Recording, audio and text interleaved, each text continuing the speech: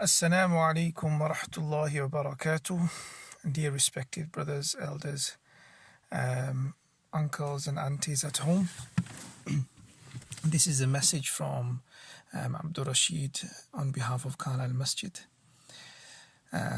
We understand this may be the first Jum'ah after many years of consecutively attending Jum'ah gatherings and Jum'ah services at the masjid that me and you are experiencing for the first time in a long time, or the first time in our lives, where we're having to sit home despite having the ability to go for Jumu'ah.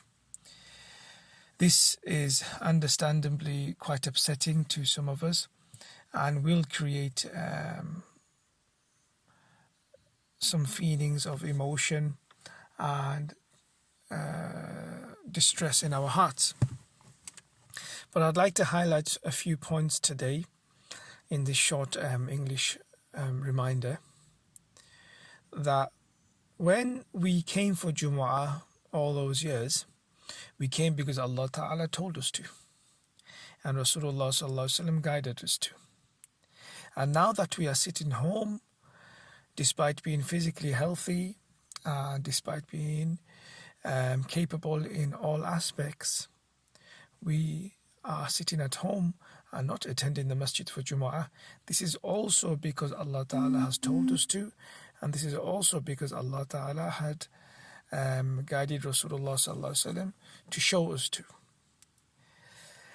What we did initially by coming to Jumu'ah was because we were serving Allah Ta'ala, and what we are doing now by refraining from coming to the masjid and congregating is also in service of Allah Ta'ala. This is the attitude of the Muslim.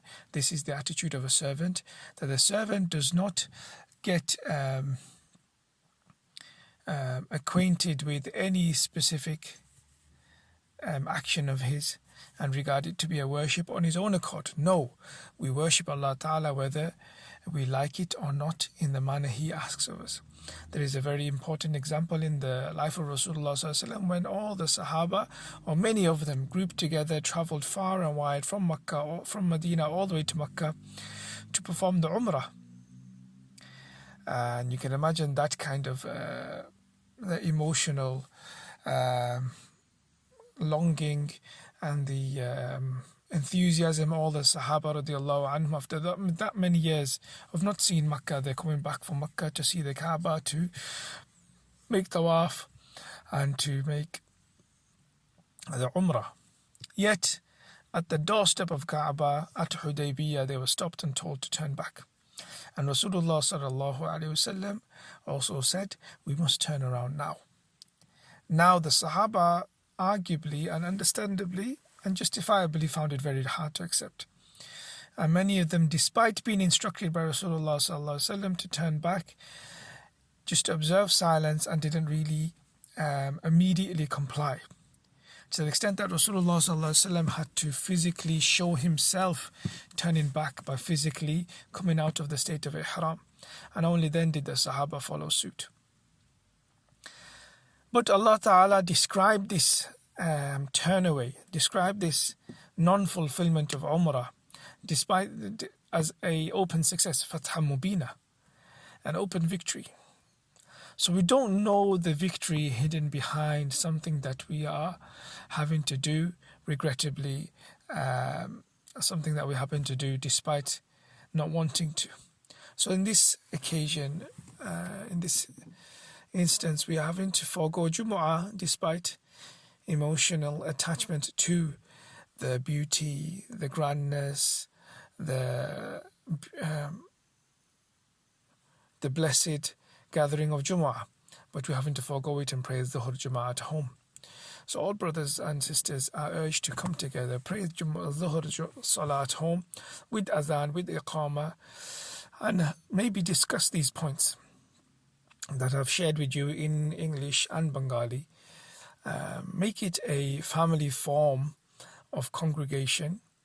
Pray the Dhuhr Jama'ah at home. This is what the ulama have advised, that don't try to pray Jumu'ah at home, try to pray Dhuhr Salah at home. Along with this point, I wanted to make another point, which is that although we cannot congregate, there are many sunnahs of Jumu'ah that we can still do. For example, the sunnah of ghusl, the sunnah of clipping our nails, the sunnah of tending to our unwanted hair, the sunnah of applying itr, the sunnah of donning our garments which are valuable to us or which we prefer on that day. These are all sunnahs that we can still undergo, we can still partake on this special day. And it's extremely important that this is found within our families, where the children also see that although we cannot congregate for Jum'ah, we are still partaking in the sunnahs of Jum'ah.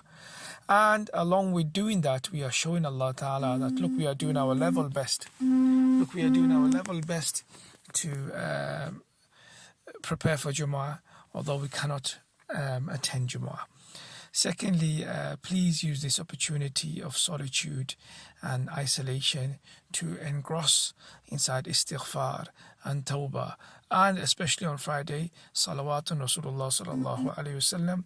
And lastly, please use this time that you have, the gift of time, to develop family bonding. Call those people who are ill, especially as a result of coronavirus. The one who visits somebody in the morning, 70,000 angels till the evening will pray for his maghfirah, and the one who visits somebody in the evening shall have 70,000 angels pray for him till the morning. So, my dear respected brothers, and although we cannot physically go and visit our fellow family members or friends who are ill, but we can at least call them, talk to them, message them. Please take this opportunity. Inshallah, reminders of this nature shall continue to come to you. May Allah Ta'ala accept it from us, and may Allah Ta'ala bless the health and well-being of everybody in this ummah. Ameen. Assalamu alaikum wa rahmatullahi wa barakatuh.